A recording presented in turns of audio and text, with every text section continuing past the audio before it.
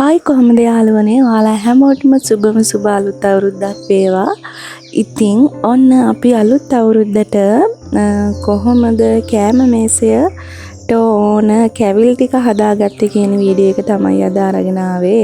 ඉතින් අපි කෑම මේසයට කැවුම් හදාගත්තා, කොකිස් හදාගත්තා, තල කැලරි හදාගත්තා, ඒ වගේම කෙසෙල් ගෙනාවා, කිරිබත් එකකුත් හදාගත්තා. ඉතින් කෑම මේසේ ආහාර අනුභවයෙන් පස්සේ තමයි මම වීඩියෝ එක ගත්තේ. මොකද ඒ වෙලාවේ වැඩත් එක්ක මට වීඩියෝ එකක් කරගන්න බැරි වුණා.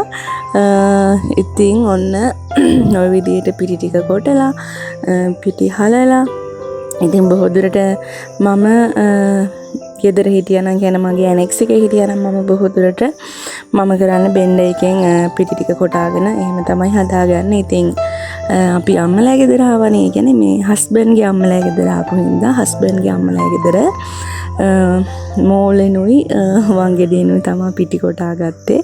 ඉතින් ওই විදිහට පිටි ටික කොටලා ওই විදිහට රස කැවිලි ටික හදාගෙන ඔන්න ඔහොම තමයි අපේ කිරි ඉතුරු ඔන්න කිරි ඉතිරෙන වෙලාව. ඉතින් ඔයාලා හැමෝටම කිරියෙන් පෙරියෙන් ඉතිරෙන සුබ අලුත් අවුරුද්දක් වේවා කියලා ප්‍රාර්ථනා කරනවා. ඉතින් අදට මං ගිහින් එන්නම් ආයෙ අලුත් වීඩියෝ එකකින් හමු වෙමු.